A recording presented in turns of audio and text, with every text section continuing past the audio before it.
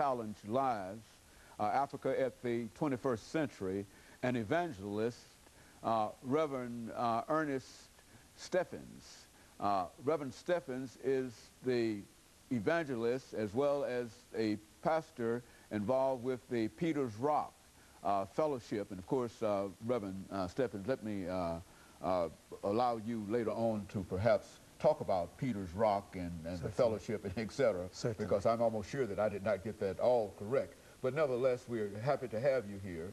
And as we indicated to our audience this morning, that we want to talk about Africa at the 21st century. I think we've had a number of shows dealing with Africa, and I think that you, having gone to Africa quite recently, can give us a lot of information, first-hand information, that I'm sure that our audience will appreciate it. But now, before we get started, Reverend Stephens, let's have you to give us some information about your background, your education, and some of the things that were important in terms of bringing you here, and then we'll talk about other things. Sure. Dr. Haney, thank you for having me. I'm so honored to be able to come and share those things that God will allow me to witness in Africa. I'm EStephens. I'm a native Nashvilleian. I grew up and graduated from Hume Fogg High School and ran off and went to the Navy at the age of 17, came back and was a veteran by 20. After doing that, I was educated at the University of Tennessee, Tennessee State University, and most recently, or in the last degree I received, was from Trevecca Nazareth College at the time, where I received my master's in counseling.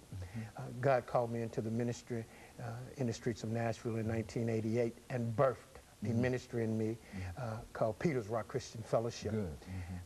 Presently, Peter's Rock Christian Fellowship is a three-legged stool. There are three things that we do. One of the things that we do is that I minister by way of newsletter to 25 to 40 individuals, both men and women, across the nation in jails, federal and state penitentiary, as far as Taft, California, and as close as CCA at Harding Place. And I minister to men and women in newsletter, encouraging them in the things of God. That's one of the things that we do. The other thing that we do is that I facilitate a Bible study in Laverne, Tennessee, Exit 64, at a program called Lifetime Recovery. Do it weekly, do it on